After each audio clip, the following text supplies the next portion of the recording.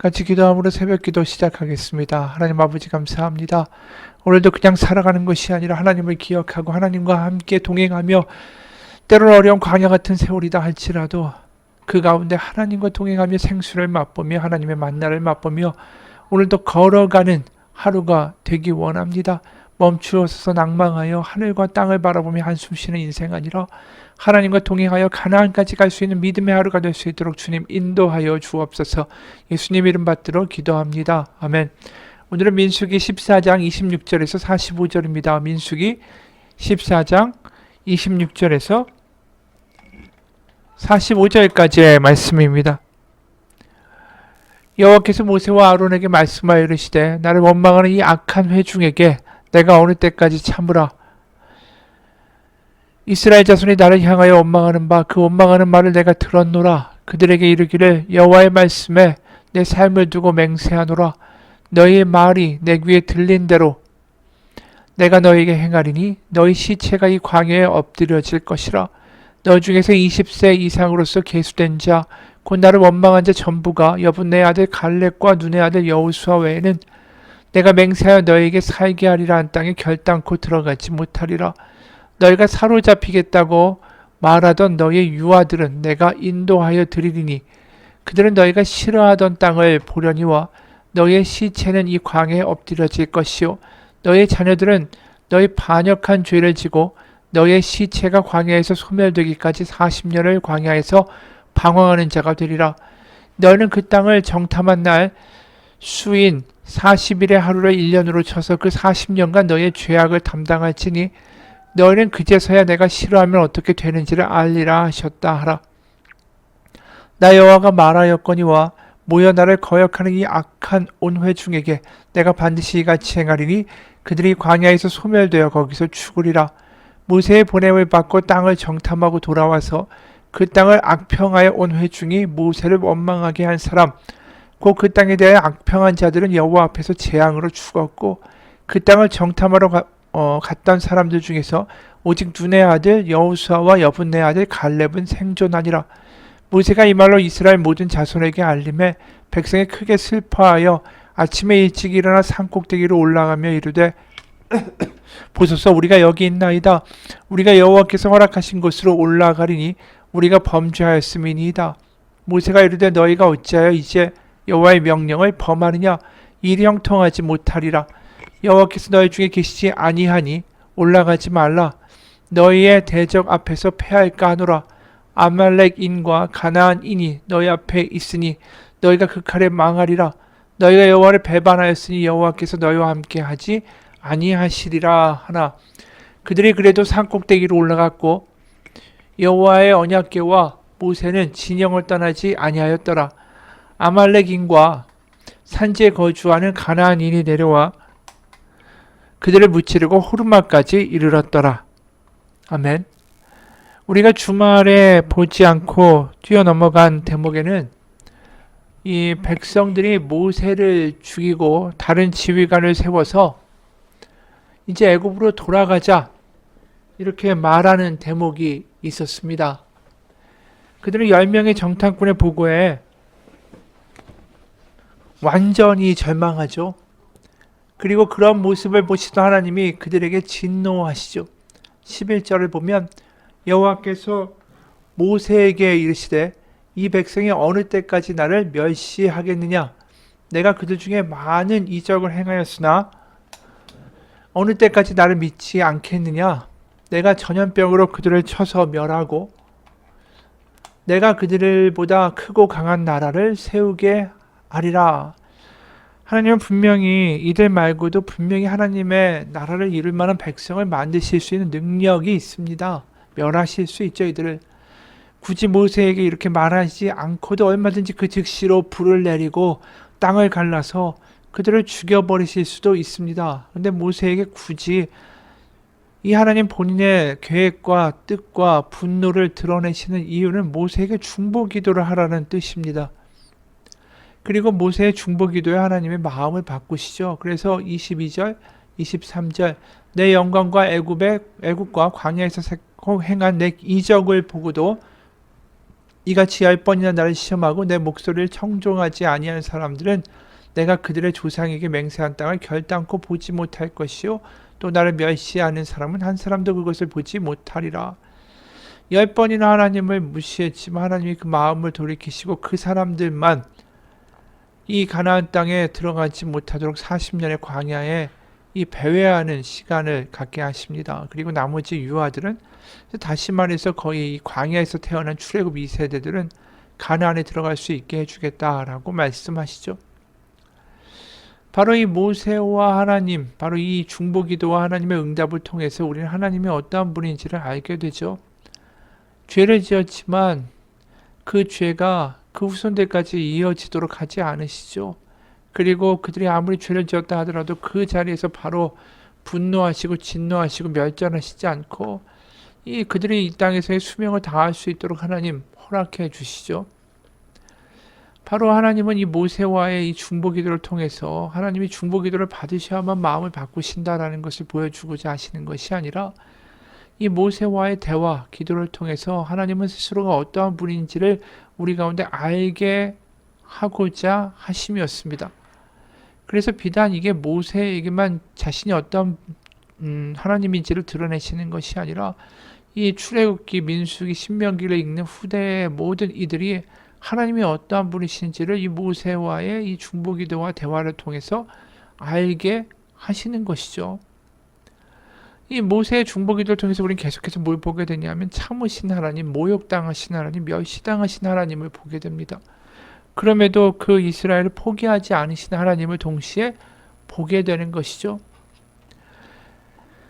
결국 어찌됐든 간에 이들은 그 40일의 날수만큼을 쳐서 40년을 그 죄 때문에 광야를 헤매다가 결국 가나안에 들어가지 못하고 죽게 되죠. 근데 어떻게 생각해 보면 하나님이 이렇게 40년을 이들 가운데 헤매게 하신 이유가 단순히 하나님의 이 분노나 진노 때문이다라고 말하기는 어렵습니다. 왜냐하면 이들이 애굽에서의 어떤 영향력에서 벗어나지 못한 사람들이다라는 것이 더 큰 문제였어요. 가나안에 가서 새로운 하나님의 나라를 세워야 되고 이제 우상을 만들지 않고 하나님의 말씀에 따라 살면서 하나님을 사랑하고 이웃을 사랑하는 하나님이 원하시는 그 에덴 동산에서의 원래 창조의 모습대로 다시 회복된 그 당시에 그 고대 근동의 약육강식의 세상의 법칙을 거스르는 하나님의 나라를 세우기 원하셨죠. 근데 애굽에 물든 사람들이, 애굽의 사고방식에 찌든 사람들이 그 땅에 가서 과연 그것을 행할 수 있겠는가? 우리는 그것에 대해서 의문을 품을 수밖에 없다라는 것입니다. 실제로 이들이 애굽을 탈출하자마자 몇 달 안 돼서 한 게 뭡니까? 시내산에서 금송아지를 만들죠. 이 금송아지는 자신들의 애굽에서 보았던 우상의 모습이었습니다. 그래서 금송아지를 우상을 만들어 놓고 이게 여호와다 숭배해라 라고 이야기했던 이 과거의 우상 숭배의 구습을 절대로 벗어나지 못한 모습을 보여준 것이죠. 그리고 그들이 걸핏하면 이런 이야기합니다. 애굽에서 우리가 먹었던 고기와 파와 마늘, 생선 우리가 먹지 않았느냐? 그리고 걸핏하면 뭐라고 말합니까? 애굽으로 돌아가자라는 이야기를 합니다. 그러니까 물리적으로 육체적으로는 애굽을 탈출했지만 여전히 정신적으로는 애굽으로부터 탈출하지 못한 사람들이었다라는 것이죠. 그래서 과거를 그리워합니다. 걸핏하면.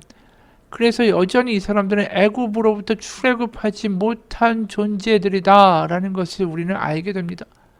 그렇기 때문에 40년의 세월 동안의 광야에서 결국 소멸되는 운명을 맞이하게 된 것이죠. 이들이 변하지 않았다. 여전히 애굽을 그리워하는 사람이다. 과거에 묶여있는 사람들이다. 라는 것을 우리가 또 알게 되는 증거가 이 하나님이 이러한 이야기를 하시죠. 40년 동안 너희가 헤매다가 소멸될 것이다. 그랬더니 39절에 40절에 이런 반응이 나옵니다. 모세가 이 말로 이스라엘 모든 자손에게 알림해 백성이 크게 슬퍼하여 아침에 일찍 일어나 산꼭대기로 올라가며 이르되 보소서 우리가 여기 있나이다. 우리가 여호와께서 허락하신 곳으로 올라가리니 우리가 범죄하였음이니이다. 보소서 여기 우리가 있습니다. 이렇게 말하는 건 마치 종이 주인에게 예 하명하옵소서 이런 식의 단어가 쓰여 있다라는 것입니다. 그런데 그 다음에 말이 너무 엉뚱합니다. 여호와께서 허락하신 것으로 올라갈 것입니다. 우리가 범죄했습니다.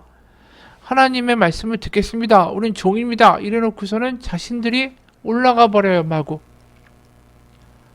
그러면서 이게 우리가 회개했고 우리가 슬퍼했기 때문에 이제 하나님이 우리의 슬픔과 회개 가운데 반응하셔서 우리가 이 땅을 치러 갈 때 도와줄 겁니다. 일방 통보를 하는 거죠. 그러면서 하나님이 함께 하시지 않는데 올라가는 짓을 벌입니다. 그러니까 모세가 뭐라고 말합니까? 41절에 모세가 이르되 너희가 어찌하여 이제 여호와의 명령을 범하느냐 일이 형통하지 못하리라.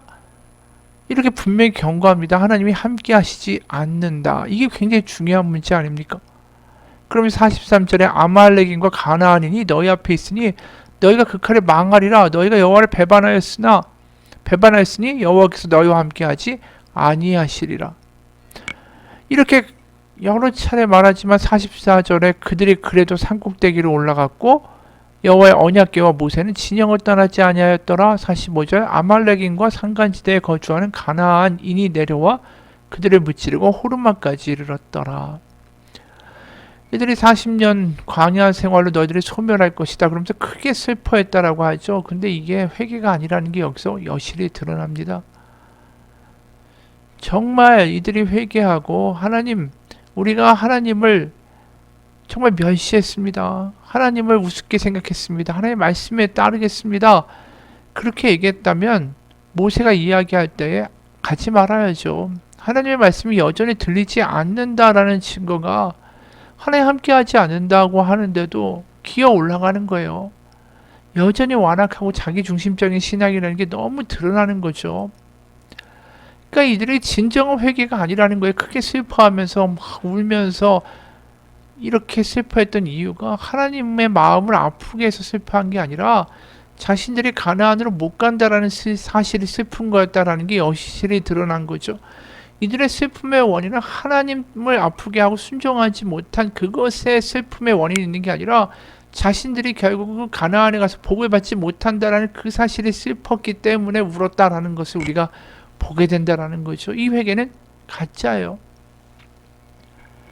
진짜 회개는 뭡니까? 우리는 하나님 없이는 아무것도 할 수 없습니다. 하나님이 함께 하시면 어떤 것도 할 수 있습니다. 이게 그들의 회개여야 되는 거죠. 이게 누구의 말이었습니까? 이게 바로 여호수아의 고백이잖아요. 하나님이 함께 하시면 그 거인들이 우리의 밥입니다. 그러니까 하나님이 함께 하시지 않으면 우리는 아무것도 아닙니다. 이 고백이 이 사람들 가운데 만들어졌다면 하나님이 40년 동안의 광야로 그래서 그들이 그 땅에서 죽도록 하신 결정을 아마 마음을 바꾸셨을 거예요. 근데 그들의 회개가 가짜니까 하나님 없이는 아무것도 못합니다. 이 고백이 아니잖아요. 하나님 없어도 냅다 올라가잖아요. 그리고 대패하지 않습니까? 이들의 회개는 가짜예요. 진정한 회개는 뭡니까? 결국 하나님 없이는 아무것도 할 수 없는 우리는 무능합니다. 하지만 하나님이 함께 하시면 어떠한 일도 됩니다. 이 고백이 우리의 가슴과 마음 가운데 깊이 고백될 때 이게 진정한 회개가 일어난 거예요. 우리도 마찬가지라는 것입니다. 회개는 하나님 없이는 난 아무것도 아닙니다. 할 수 없습니다. 이 고백이 우리 가운데 진짜로 믿어지고 절절히 고백될 때 회개가 이루어진 것입니다. 그냥 오늘 이 본문처럼 으쌰으쌰 그래 하나님이 올라오라고 가나안 땅이 우리 거라고 그랬는데 우리가 안 했으니까 이제 해보자. 인간적인 결단과 인간적인 어떤 고양, 감정으로 해결되는 게 아니에요. 분명히 진정한 고백이 있어야, 회개가 있어야, 하나님 없이는 아무것도 안 된다라는 그 믿음과 고백이 있어야, 그게 여호수아와 같은 고백이 있을 때에 하나님은 역사하시고 반응하신다라는 거죠. 그래서 하나님은 우리의 마음의 중심을 보시고 우리의 믿음을 보신다라고 했습니다. 그 믿음이 대단한 믿음, 뭐 산을 뽑는 믿음, 뭐 바다를 흔드는 믿음 이런 게 아니라 우리가 매일매일 삶마다 고백할 수 있어야 되는 믿음이에요. 하나님이 동행해 주시는 하루가 되면 하나님 제가 할 수 있지만 오늘 하루 하나님이 동행하시지 않으면 저는 아무것도 할 수 없는 존재일 뿐입니다. 이 고백, 이게 하나님의 은혜를 경험하는 길입니다. 저는 아무것도 아닙니다. 그 고백만큼 오히려 하나님의 강함을 경험할 수 있는 능력의 고백이 없어요. 약한 가운데 강함되어 주신 하나님을 경험하는 게 은혜 아닙니까? 결국 이 애굽에 물이 빠지지 않은 애굽의 정신 상태 그대로 아직도 노예 상태로 살고 있는 이스라엘 이 출애굽 1세대에게 가장 필요했던 것은 바로 이 고백이었던 거예요. 회개의 고백. 주님 없이는 아무것도 할 수 없습니다. 하나님 없이 저는 아무것도 아닙니다. 우리는 아무것도 아닙니다. 그 고백이었다면 하나님은 분명히 이들을 가나안에 들여 보내주셨을 거예요. 부산의 어느 교회에서 담임 목사님이 이 과로로 간이 크게 상해서 자리에 누웠습니다. 그래서 주일 설교만 간신히 하게 됐는데 오히려 교회는 너무 크게 부응을 하는 거예요. 이유를 알아보니까 그 교회는 매주일 이 목사님의 설교를 들으면서 눈물바다가 된 거예요. 목사님은 매 주일마다 유언처럼 설교를 했습니다. 주는 자가 받는 자보다 복이 있다. 그러면서 이 말씀을 통해서 이렇게 설교하시는 거죠. 그동안 움켜쥐는 삶을 사셨습니까? 최소한만 남기고 다 베풀어 주십시오. 용서하라 사랑하라 말씀하셨으니 화해하십시오. 천국에서 어떻게 만날 것입니까? 아직도 원수 맺고 살 이유가 없습니다. 남에게 원망을 들을 말, 상처될 말 하지 마십시오. 이제는 자식도 생각해야 하지 않습니까? 하나님이 주신 사명을 위하여 죽도록 충성하십시오. 하나님 앞에 설 때 아무것도 아닌 것을 위하여 목숨 걸다시피 하며 살았지만 사명 위해서는 아무것도 한 게 없다면 어떤 면목으로 하나님 뵙겠습니까? 이렇게 절절히 울으면서 하는 그 목사님의 설교를 들으면서 성도들이 다 아는 말씀이지만 그게 너무나 마음에 와닿는 거예요. 바로 인생의 마지막에서 그 위기 끝에 절절히 이 외치는 그 목사님의 설교 가운데 이 성도들이 알게 된 거죠. 와, 하나님 없이는 아무것도 의미가 없는 게 인생이구나. 맞습니다. 오늘도 우리가 그 고백 가운데 살아가기 원합니다. 하나님 없이는 우리의 인생은 아무 의미가 없습니다. 같이 기도하겠습니다. 하나님 아버지, 우리의 인생의 의미를 갖기 위하여는 하나님이 계셔야 됩니다. 하나님 없이는 우리는 아무것도 아니고 아무것도 할 수 없는 존재입니다. 이 고백이 오늘 아침에 우리의 가슴과 마음 가운데 절절히 고백될 때 그곳에 다가오신 하나님의 은혜를 흠뻑 경험할 수 있는 이 시간 되게 도와주옵소서. 예수님 이름 받들어 기도합니다. 아멘. 하늘에 계신 우리 아버지의 이름을 거룩하게 하시며 아버지의 나라가 오게 하시며 아버지의 뜻이 하늘에서와 같이 땅에서도 이루어지게 하소서. 오늘 우리에게 일용할 양식을 주시고 우리가 우리에게 잘못한 사람을 용서하여 준 것 같이 우리 죄를 용서하여 주시고 우리 시험에 빠지지 않게 하시고 악에서 구하소서. 나라와 권능과 영광이 영원히 아버지의 것입니다. 아멘.